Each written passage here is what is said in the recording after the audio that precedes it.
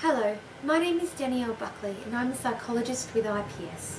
Today we're going to look at stress management. We're going to explore a few things. We're going to look at what is stress. We're going to look at the different stages of stress and then explore some tips and techniques to help you stress less. So let's start with what is stress. Stress is a feeling that we all experience at some point in our lives where the demands of a situation exceed our resources to cope. These demands can sometimes be real or imagined, but they result in a number of experiences, both physiological and psychological, that cause us to feel stressed. Stress is one of those words that we all use at some point, whether we feel stressed at work, stressed at home, stressed with our families. We all know what it feels like. But a point to talk about is that stress isn't always a bad thing. And in fact, we often need a certain level of stress to get motivated. If you can imagine a U-shaped curve, stress almost works on a continuum. So at the bottom, when we're not stressed, we sometimes have too little stress or lack motivation. As the curve moves up, we start moving into the different state of stress, which is the optimum level of stress. And this is called the eustress.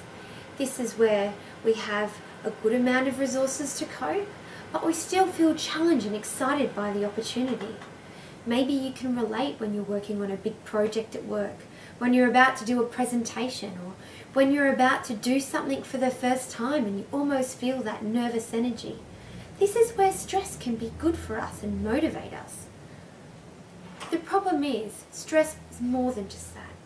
There are times when that curve starts to tip and we actually start feeling less and less powerful and less motivated.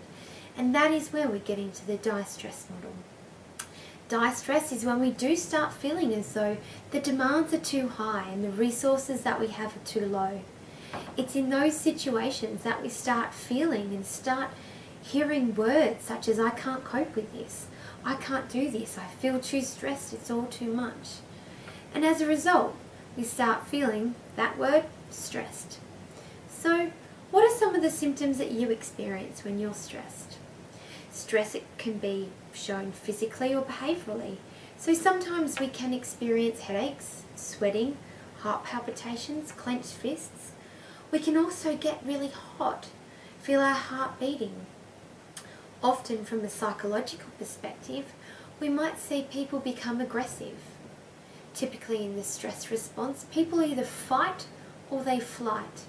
So we might see someone become hot-tempered and argumentative and snappy and irritable when they're feeling stressed.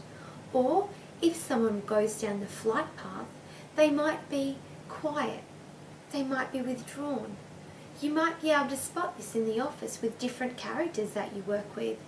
Someone who is stressed might walk away from a confrontation. They might sit hunched down in their corner in their chair.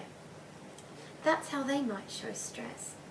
But stress to all of us happens on different levels, and we all experience a range of symptoms, but each one of us experiences something slightly different.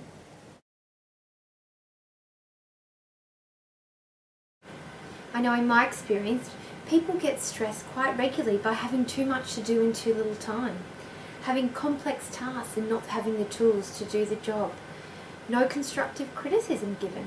Often feedback is a huge cause of stress.